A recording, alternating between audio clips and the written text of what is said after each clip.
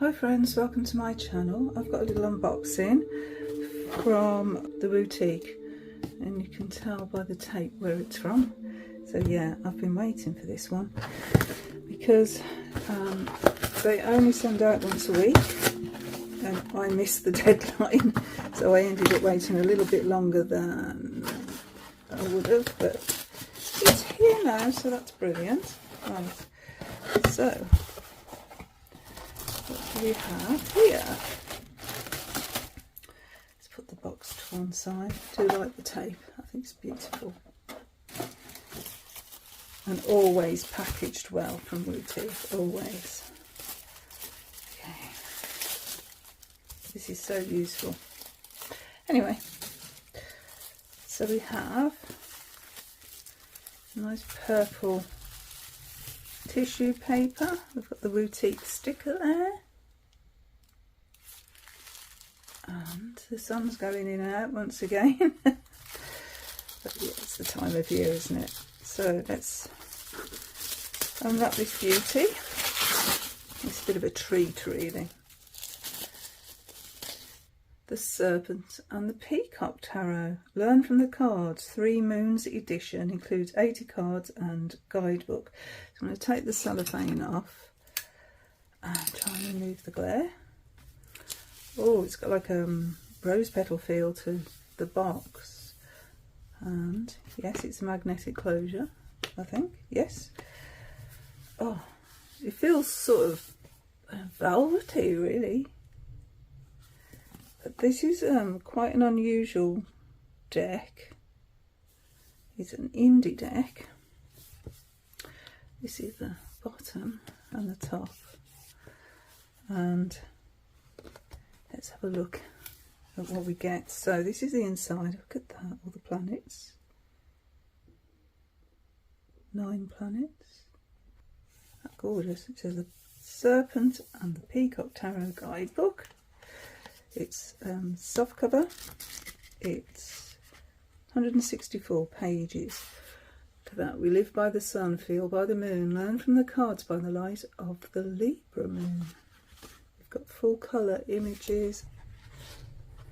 Table of contents. So this is 2023 by Libra moon. So we've got the suits, the majors and some notes. Actually straight into the deck there, straight into the Ace of Wands. Okay. About the deck, this is the 3rd version of the Serpent and the Peacock. The original bordered tarot size version was created in the middle of the Mood of the Moon astrology project. And I started noticing a lot of the pictures that I was working with resembled the cards of the tarot. The more I thought about it, the more I realised the pictures wanted to come together and become a deck. It's Mood of the Moon. Oracle deck, so there's an oracle deck as well. Okay, did not know that. This is the back, which is the same as the inside of the box. Absolutely gorgeous. So let's take a little look at the card, shall we? The inside of the box is like velvet. It says that, like it said in the book as well, we live by the sun, feel by the moon, learn from the cards by the light of Libra moon. And beautiful. And it looks like these are the card backs. The cellophane off. We'll put the box to one side. Would you look at that? Oh, look at those edges. Wow. They're a bit special. They really are. So card size. Yeah, same size as Rider-Waite-Smith, normal edition. I'm not an aficionado on cardstock, but I think this is what they call lining, because I can sort of see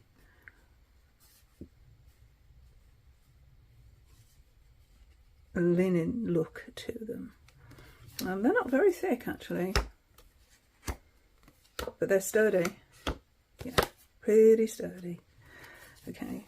So it's unusual, very unusual art style we have here. Zoom. And from what I can gather, They look to me like medieval art. From what I can see, that sort of art style just through flicking through the book. So what we have is borderless cards, and at the bottom of every card we've got some text. So we start with the Ace of Wands, and it says new beginnings, travel, adventure, quests, the start of a new creative project or endeavour, a new professional goal or venture, inspiration, saying yes, establishing new business. So you could use this actually as a learning deck, even though it's not Rider-Waite-Smith. You could still actually use this, I think, straight out of the box. So that's cool. So we start with the Ace of Wands and an owl about to take flight. And it looks like some sort of manuscript faded into the background there. We've still got the wand. We've got this funny looking owl on a tree. Oh, and the 2 is a cat. So that's the 2 of Wands. Time to take action, step into the unknown, trust in your skills and abilities. A time of preparation is over. It is time to take a leap of faith, taking the next step into the unknown. That cat's got funny eyes.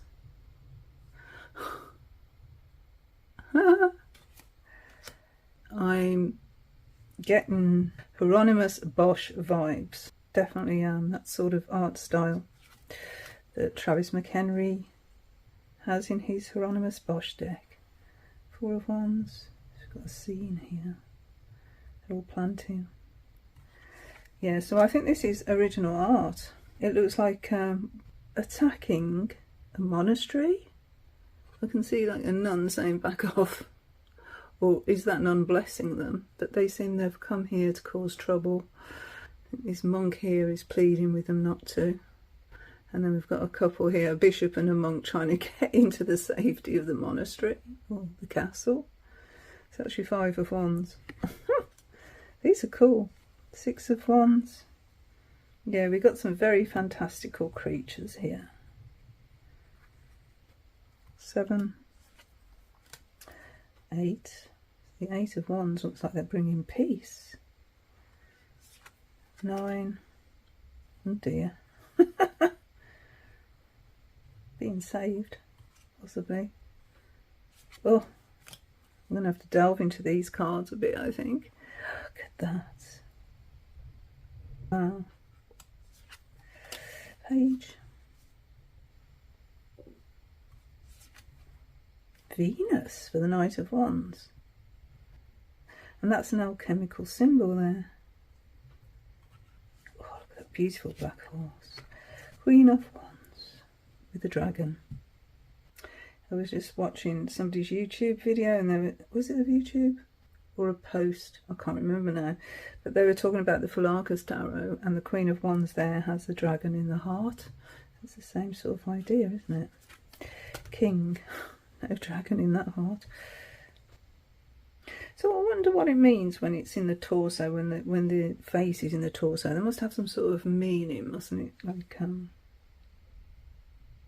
making decisions from instinct, maybe, from your gut. Just guessing here. Now on to Pentacles. We're halfway up the tree. Got the bag there, so we're harvesting, aren't we? Yeah, we're harvesting the fruit out of the tree in a very precarious position there. 2 of Pentacles. 3. Oh, look at the 4. Look at his face. He's almost got like a devil vibe, hasn't it? Which I suppose makes sense for the 4 of Pentacles. You know, if you're holding on to too tightly to things, that could be sort of synonymous with the devil energy. 5. Cat. Anxiety over money. 6. It's got this devil figure in the background here, so we've got someone actually helping out, but why is the devil in the background? Shadow side, huh? I've seen that figure before. Where have I seen that figure before? Hold on. So this is from 1624. I've just done a bit of research on it, and it's from 1624. It's Blemier, Ulysse Aldrovandi, 1624. Medieval art. So yeah, I thought it was medieval art, and I knew I'd seen it before. It was just plaguing me. Anyway, 7 of Pentacles, Headless Man. 8 of Pentacles. So this is based on medieval art, I thought so. Yeah. Is that a Visconti or... It'd be quite fun actually, just, you know, researching the imagery. Unless it says in the book. Have a look in a minute. So there's the 10. Oh, we've got an owl. An owl for the page. Knight. Queen. And the king.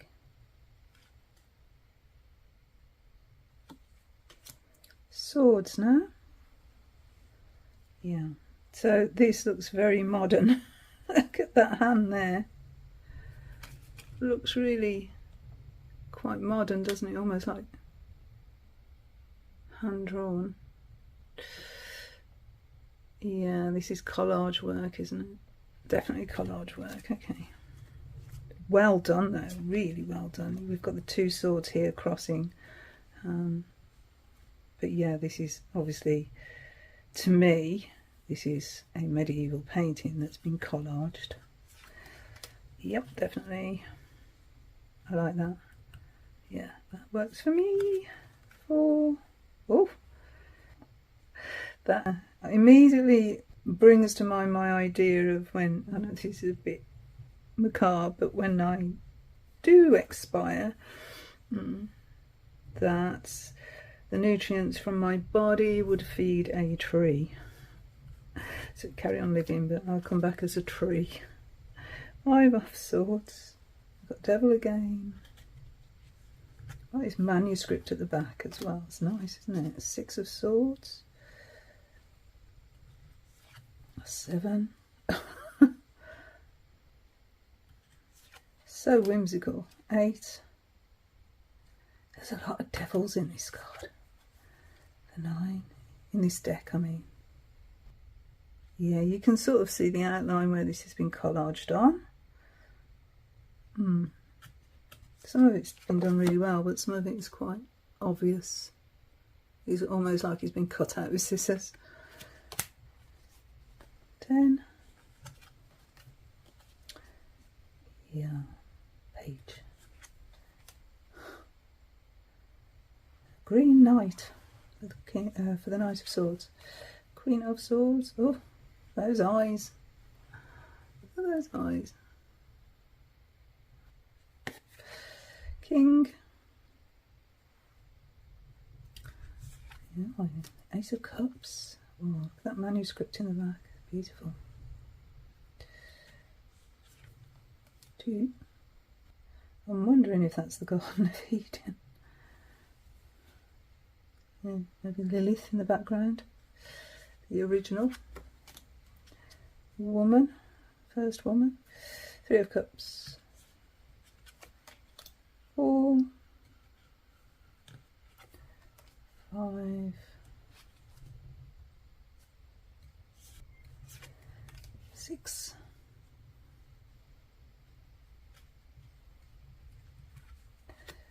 7.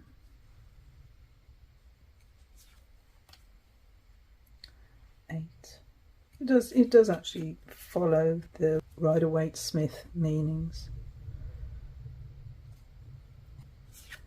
Although the artwork is a lot different, obviously. Oh, got the Headless Man again. Page. These two doing. No, I'm not going to be rude. I don't like to match. Knight of Cups. A Queen of Cups. The King.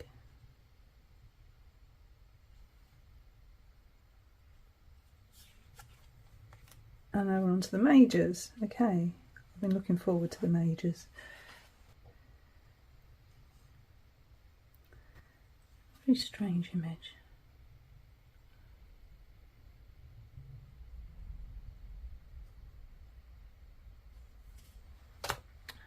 The Magician. Totally in control there.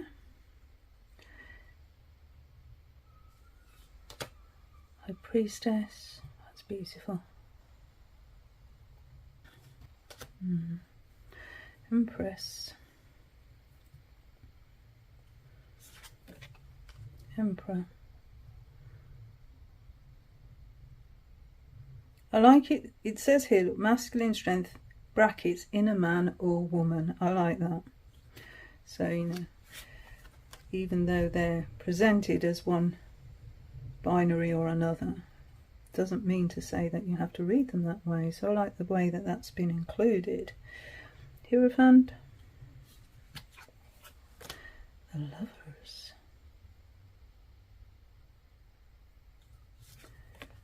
Chariot. Strength. I read somewhere that some of these animals, they were based on guesses, because back in the medieval times they would not have known what a lion looks like, and so they made a guess what a lion possibly could look like from a description, from a verbal description, you know, and that's what they came up with. Oh, I say. Well, the Hermit's very strange looking. What's he got on his stick? It's a giant, isn't it? He's a giant. He's almost like Jack and the Beanstalk. Okay. Wheel of Fortune. Justice.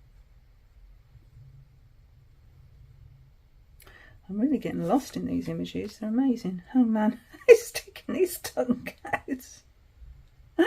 Oh, it's strange how the garment is staying in place as if it's upright. I've got to look at that face. I'm afraid it's just too cool. It probably meant something. A card that shan't be named. See, this is what a dragon looks like. It looks like a dog. A dog's body with a dragon's neck and head and a horse's mane. So, yeah. Oh, we have a unicorn for temperance. How nice. I like that one. The devil. Oh, that's brilliant. The devil is eating bodies. The bodies are in the devil's mouth here. So going into the devil's top mouth, into the body mouth. The tower. The tower seems to be some sort of animal. And we've got another animal there. That's interesting. Different take. The star.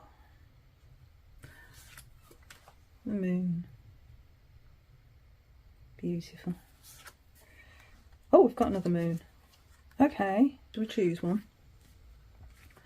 Let's choose a moon card. I'm being drawn to this one simply because these are red, and I would associate that with the sun. It's got the same meaning at the bottom here. I mean, I like the fact we've got the dogs on these that we get on a moon card, but I'm drawn to that moon face. And there's a comet as well on this one, isn't there? I like that one. Yeah, I like that one. So then we have the sun, which at the moment is going in and out. But we've got some sort of creature there reaching for the sun. And we've got the sun dipping into the sea there as well. Oh, what do I? Judgment. Very biblical. Very sermon. And the world. He's a peacock. Okay, so those are the cards. That's strange. that actually looks like it's been cut from a book on the outside edge, unevenly. See what I mean? It's almost like you've got the pages of a book there. Okay, so that's the deck. Absolutely gorgeous. Reminds me a lot, I think I said it before, haven't I? But yeah, it does. It really reminds me of Travis McHenry's deck, Hieronymus Bosch. But I think it uses the same sort of art. Let me just look. Okay, I'm back, and this is the Hieronymus Bosch Tarot. And I think you can probably see what I mean about it being the same sort of, or taken from the same sort of art style. You know, these sort of figures. But anyway, that's sort of what it was reminding me of. A bit of biblical type art and cautionary tales, like Sin of Gluttony there. But yeah, a lot of cautionary art, I would say. And I think it was not meant to inspire back in the day. I think it was probably meant to warn, as a warning system. But with the Hieronymus Bosch Tarot, it's not like a full tarot deck. It's a different sort of system. There are no minor cards in there, the court cards, and there's different suits. But I'll put a link below to the video I did on Hieronymus Bosch if you're interested in how that one reads or how it looks, especially the guidebook. But yeah, it's a much of a different system. So we have a look at a card. So we'll look at Temperance and the beautiful unicorn. Look at a court card. So the King of Wands. And we'll look at a minor card. Let's have a look at the 9. I like that image. So the book goes in the same order that those cards came in. We get a full colour rendition of the actual card, around the same size as the card. It's slightly less saturated in colour in the book, but apart from that it's the same. And it says the Temperance card is all about balance, harmony, flow and transformation from one form to another. Whether it is a flow of feelings within a relationship, the creative flow when it comes to expressing yourself, or the flow that comes from a life that is balanced. This is all about the effortless and easy flow when everything is balanced and in harmony. This is a positive card suggesting that there already is, or with a very little effort, you can have a relationship, a job or situation that flows and provides what we need. If things are out of balance, the Temperance card is a call to get back in balance, whether on the health, relationship, job or personal front. In life, there must be the right amount of give and take, or else things don't flow effortlessly and smoothly. With the Temperance card indicating this is what you already have or is what you are seeking. And if that is the case, this is a favourable time to achieve that. Through give and take, balance and harmony, we can find peace of mind and healing. And then we have a reversed. It says reversed or with challenging cards around the Temperance card. This could indicate that things are out of balance, that there isn't the right amount of give and take in a situation, relationship, job, your health, or in general. Much out of you, or you might not... this is what I'm trying to read there. That doesn't make sense to me. Much out of you, or you might not have the right word. Anyway, I don't know what's going on there. That just seemed a bit strange. King of Wands. The guidebook gives meanings for the cards, which are the same sort of meanings that you get for any sort of Rider-Waite-Smith traditional deck. I was hoping we'd have more information on the actual artwork. It says the King of Wands can represent a man with a strong sense of confidence, exuding power, an authority figure or an entrepreneurial spirit. An inner strength that allows him to make things happen. Maybe that's the inner strength. He also brings others along with him and is a leader. The King of Wands can help us find or express those qualities within yourself. This is a king that doesn't defer to anyone. He knows what needs to be done and he knows that he has qualities and skills to make it happen. The King of Wands doesn't delegate, and instead his role is to guide and protect others, taking on the risks, bearing the responsibility, and putting in the hard work to see something through. If the Page of Wands represents the spark of a new idea, then the King of Wands brings that idea to fruition. This is a time of action and not talk. And then reversed, or with challenging cards around the King of Wands, can represent someone in your life who is over-controlling or who is trying to dominate. It could also represent a lack of confidence to step into a leadership role or take responsibility. You might find it hard to believe in yourself or to take the bold stance that the King of Wands requires. A lack of confidence to take back your own power, or someone holding too much power over you, are both negative aspects to the King of Wands. So the Nine of Cups, this is a successful card in that you can see the final outcome and there is a surge in confidence.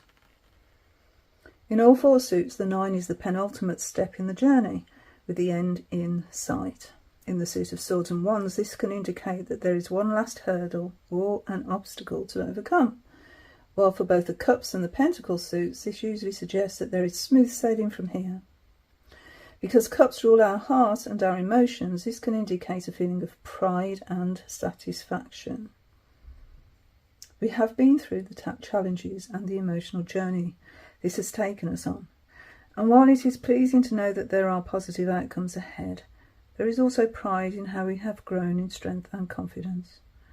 This is a time of success, rewards, and of wishes come true, not by random fate, but because of what has been personally invested. We are beaming with sunshine. And then it says reversed, or with challenging cards around the Nine of Cups, this could indicate being smug or boastful, or on the other end of the scale, lacking the confidence to appreciate what you have accomplished or gifts you have to be grateful for. While this is ultimately a positive card, the downside would be anything that is blocking you from feeling the sense of accomplishment. So that's a taste of the guidebook. I am really disappointed that it doesn't refer to the artwork at all. I've just had a quick another look at it, and it's just the cards, and it's Rider-Waite-Smith interpretations. And then, so it goes straight into the cards at the beginning of the book. There's no introduction. That's all you get about the deck, just saying what version it is and the difference between the versions.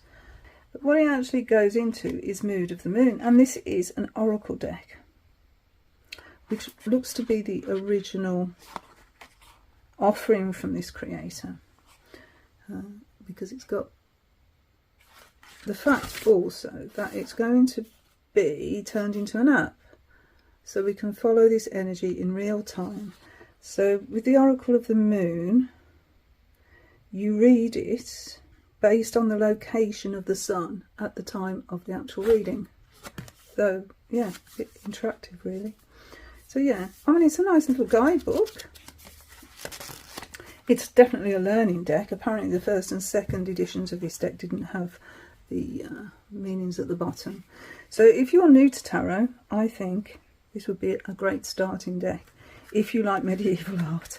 And I know it is an acquired taste, and to be completely open, I never used to like medieval art, and I think it was Travis McHenry, the influence, that has got me interested in it. And I always thought it was a bit macabre, you know, a bit, oh, this is what's going to happen to you if you don't live a fulsome, wholesome life, you know, a bit Dante.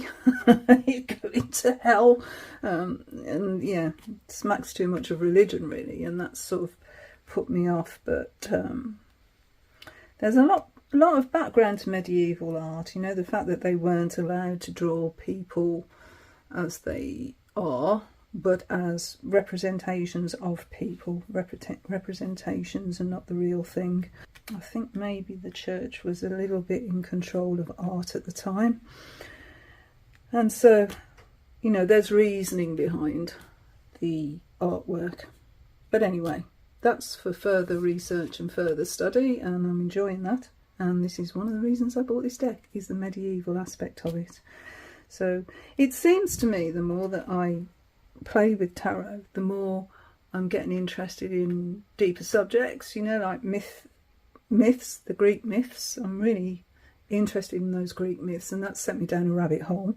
This one's, and the Bosch is sending me down a medieval art rabbit hole. So, you know, it's you never stop learning. Every day's a school day, hey?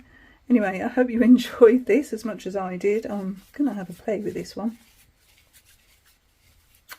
And maybe do some searches on some of the artwork and see the history of that art. Oh, actually, that one looks like it's been cut out of a book, doesn't it? Never know, didn't notice that. But yeah, lovely, beautiful edges. Oh.